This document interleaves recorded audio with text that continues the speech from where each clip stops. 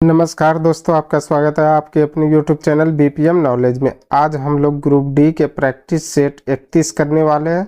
इससे पहले already 30 practice set करवा दिए हैं। अगर वो नहीं देखे हैं तो उसको भी जाके देख सकते हैं। और यह साइंस स्पेशल रहने वाला है, तो वीडियो को लास्ट तक ज़रूर देखिएगा। अगर इनमें से किसी भी प्रश्नों का आंसर अगर आपको पता है तो आप कमेंट बॉक्स में दे सकते हैं। तो चलिए आज का वीडियो शुरू करते हैं। आज का पहला क्वेश्चन है, निम्न में से कौन विद्युत धारा के तापन प्रभाव पर आधारित होता है? निम्न में से कौन विद्युत धारा के तापन प्रभाव पर आधारित होता है? तो ये होता है विद्युत हीटर। इसका राइट आंसर ऑप्शन डी हो जाएगा। विद्युत हीटर जो है यह विद्युत धारा के तापन प्रभाव पर आधारित होता है। चलिए अगला क्वेश्चन देख लेते हैं। अगला क्वेश्चन है, इलेक्ट्रॉनिक विन्यास 2-6 वाले तत्व की पहचान करें। इलेक्ट्रॉनिक विन्यास 2 और 6 वाले तत्व की पहचान करें। तो यह ऑक्सीजन का, इसका राइट आंसर ऑप्शन ए हो जाएगा। इलेक्ट्रॉनिक विन्यास 2-6 वाले तत्व जो है ऑक्सीजन है। चलिए अगला क्वेश्चन देख लेते हैं। अगला क्वेश्चन है, दूध के घनत्व को निर्धारित करने के लिए कौन सा उपकरण उपयोगी है? दूध के घनत्व को निर्धारित करने के लिए कौन सा उपकरण उपयोगी है?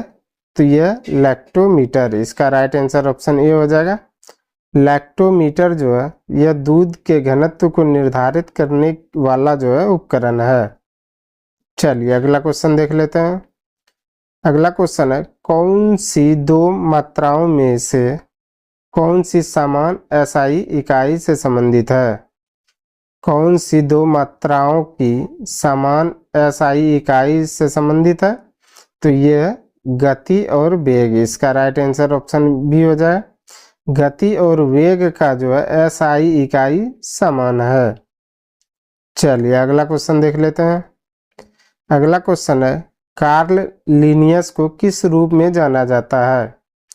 कार्ल लिनियस को किस रूप में जाना जाता है?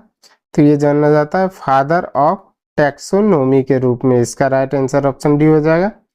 फादर ऑफ टैक्सोनॉमी के रूप में जो है कार्ल लिनियस को जाना जाता है। चलिए अगला क्वेश्चन देख लेते हैं। अगला क्वेश्चन है, किसका संरक्षण एक गंभीर समस्या है? किसका संरक्षण एक गंभीर समस्या है? तो यह Fe यानी कि लोहा का। तो इसका राइट आंसर ऑप्शन सी हो जाएगा। लोहा का जो है संरक्षण जो है एक गंभीर समस्या है। इसमें अधिक संरक्षण की जो है जरूरत पड़ता है। चलिए अगला क्वेश्चन देख लेते हैं। अगला क्वेश्चन है, सूरज की रोशनी की उपस्थिति में किसको अधिक तीव्र अभिक्रिया में हाइड्रोकार्बन में मिलाया जाता है? सूरज की रोशनी की उपस्थिति में किसको अधिक तीव्र अभिक्रिया में हाइड्रोकार्बन में मिलाया जाता है? तो ये मिलाया जाता है Cl2 को। इसका राइट आंसर ऑप्शन ए हो जाएगा। Cl2 को जो है सूरज की रोशनी की उपस्थिति में जो है अधिक तीव्र अभिक्रिया में हाइड्रोकार्बन में मिलाया जाता है। चलिए अगला क्वेश्चन देख लेते हैं। अगला क्वेश्चन है, आवर्त सारणी का आविष्कार किसने किया था? आवर्त सारणी का आविष्कार किसने किया था? तो ये किया था दिमित्री मेंडलीफ ने। इसका राइट आंसर ऑप्शन ए हो जाएगा। दिमित्री मेंडलीफ ने जो है आवर्त सारणी का आविष्कार किया था। चलिए अगला क्वेश्चन देख लेते हैं।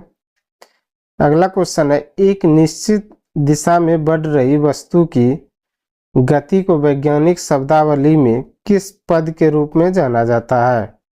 एक निश्चित दिशा में बढ़ रही वस्तु की गति को वैज्ञानिक शब्दावली में किस पद के रूप में जाना जाता है?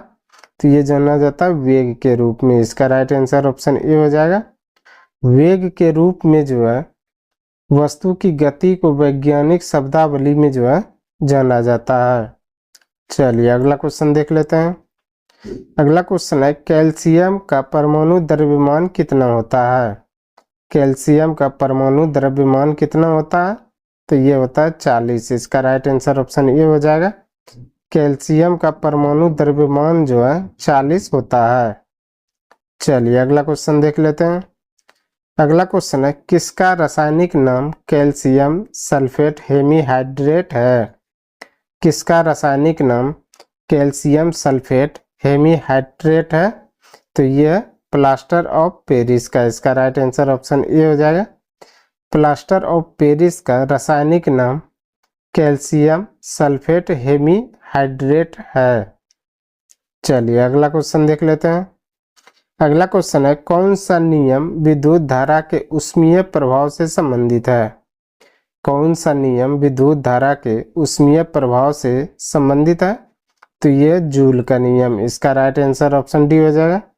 जूल का नियम जो है यह विद्युत धारा के ऊष्मीय प्रभाव से संबंधित है। चलिए अगला क्वेश्चन देख लेते हैं। अगला क्वेश्चन है, लिटमस का प्राकृतिक रंग कैसा होता है? लिटमस का प्राकृतिक रंग कैसा होता है? तो ये होता है बैगनी, इसका राइट आंसर ऑप्शन बी हो जाएगा। लिटमस का प्राकृतिक रंग जो है बैगनी होता है। चलिए अगला क्वेश्चन देख लेते हैं। अगला क्वेश्चन है, ब्रह्मांड में किन्हीं दो निकायों के बीच गुरुत्वाकर्षण बल किस पर निर्भर नहीं करता है? ब्रह्मांड में किन्हीं दो निकायों के बीच गुरुत्वाकर्षण बल किस पर निर्भर नहीं करता है? तो ये उनके द्रव्यमान के योग पर, इसका राइट आंसर ऑप्शन ए हो जाएगा। उनके द्रव्यमानों के योग पर जो है ब्रह्मांड में किन्हीं दो निकायों के बीच गुरुत्वाकर्षण बल जो है निर्भर नहीं करता है। चलिए अगला क्वेश्चन देख लेते हैं। अगला क्वेश्चन है, निम्न में से किसके घनत्व और क्वथनांक दोनों निम्न होते हैं? निम्न में से किसके घनत्व और क्वथनांक दोनों निम्न होते हैं? तो ये होते हैं Na यानी सोडियम का, इसका राइट आंसर ऑप्शन डी हो जाएगा। सोडियम का जो है घनत्व और क्वथनांक जो है सबसे निम्न होते हैं। चलिए अगला क्वेश्चन देख लेते हैं। अगला क्वेश्चन है, दूरदृष्टि दोष से पीड़ित व्यक्ति के नेत्र में किसी वस्तु का प्रतिबिंब कहाँ पर बनता है? दूरदृष्टि दोष से पीड़ित व्यक्ति के नेत्र में किसी वस्तु का प्रतिबिंब कहाँ पर बनता है? तो ये बनता है रेटिना के पीछे, इसका राइट आंसर ऑप्शन डी हो जाएगा। रेटिना के पीछे जो है दूरदृष्टि दोष के पीड़ित व्यक्ति में नेत्र में किसी वस्तु का प्रतिबिंब बनता है। चलिए अगला क्वेश्चन देख लेते हैं। अगला क्वेश्चन, निम्न में से कार्बन के किस अपरूप की संरचना भूगर्भीय ग्लोब के समान होती है? निम्न में से कार्बन के किस अपरूप की संरचना भूगर्भीय ग्लोब के समान होती है? तो ये होती है फुलेरीन की, इसका राइट आंसर ऑप्शन सी हो जाएगा। फुलरीन की जो है कार्बन के फुलरीन अपरूप की संरचना जो है भूगर्भीय ग्लोब के समान होती है। चलिए अगला क्वेश्चन देख लेते हैं। अगला क्वेश्चन है, इलेक्ट्रिक सर्किट में धारा नियंत्रक का प्रयोग प्रायः किसको परिवर्तित करने के लिए किया जाता है? इलेक्ट्रिक सर्किट में धारा नियंत्रण का प्रयोग प्रायः किसको परिवर्तित करने के लिए किया जाता है? तो ये प्रतिरोध को, इसका राइट आंसर ऑप्शन डी हो जाएगा। प्रतिरोध को नियंत्रण करने के लिए जो इलेक्ट्रिक सर्किट में धारा नियंत्रक का प्रयोग किया जाता है। चलिए अगला क्वेश्चन देख लेते हैं। अगला क्वेश्चन है, निम्नलिखित में से कौन सा ऊतक जड़ों से जल तथा खनिज पदार्थ का परिसंचरण करता है? निम्नलिखित में से कौन सा ऊतक जड़ों से जल तथा खनिज पदार्थों का परिसंचरण करता है? तो ये करता है जाइलम, इसका राइट आंसर ऑप्शन बी हो जाएगा। जाइलम ऊतक जो है जड़ों से जल तथा खनिज पदार्थों का जो है पूरे पौधे में परिसंचरण करता है। चलिए अगला क्वेश्चन देख लेते हैं। अगला क्वेश्चन है, समूह 17 का सबसे कम अभिक्रियाशील मूल तत्व कौन सा है? समूह 17 का सबसे कम अभिक्रियाशील मूल तत्व कौन सा है? तो ये आयोडीन, इसका राइट आंसर ऑप्शन सी हो जाएगा। आयोडीन जो है समूह 17 का सबसे कम अभिक्रियाशील मूल तत्व है। चलिए अगला क्वेश्चन देख लेते हैं। अगला क्वेश्चन है, एक फूल के परागकोश में वर्तिकाग्र तथा परागणों के स्थानांतरण को क्या कहा जाता है? एक फूल के परागकोश में वर्तिकाग्र तथा परागणों को स्थानांतरण को क्या कहा जाता है? तो ये कहा जाता है परागन। इसका राइट आंसर ऑप्शन बी हो जाएगा। परागन जो है यह एक फूल के परागकोश के वर्तिकाग्र तथा परागणों के स्थानांतरण को कहा जाता है। चलिए अगला क्वेश्चन देख लेते हैं। अगला क्वेश्चन है, किसका न होने पर किया गया कार्य शून्य होता है? किसका न होने पर किया गया कार्य शून्य होता है? तो ये विस्थापन। इसका राइट आंसर ऑप्शन बी हो जाएगा। विस्थापन का न होने पर जो है किया गया कार्य शून्य होता है। चलिए अगला क्वेश्चन देख लेते हैं। अगला क्वेश्चन है, निम्न में से कौन सी ऊर्जा किसी वस्तु की ऊंचाई के साथ बदलती है? निम्न में से कौन सी ऊर्जा किसी वस्तु की ऊंचाई के साथ बदलती है? तो ये बदलती है स्थितिज ऊर्जा। इसका राइट आंसर ऑप्शन डी हो जाएगा। स्थितिज ऊर्जा जो है किसी वस्तु की ऊंचाई के साथ बदलती है। चलिए अगला क्वेश्चन देख लेते हैं। अगला क्वेश्चन है, निम्न में से कौन सा पौधा थैलोफाइटा समूह में वर्गीकृत नहीं होता है? निम्न में से कौन सा पौधा थैलोफाइटा समूह में वर्गीकृत नहीं होता? तो ये रिसिया। इसका राइट आंसर ऑप्शन सी हो जाएगा। रिसिया जो है पौधा जो है थैलोफाइटा समूह में वर्गीकृत नहीं होता है।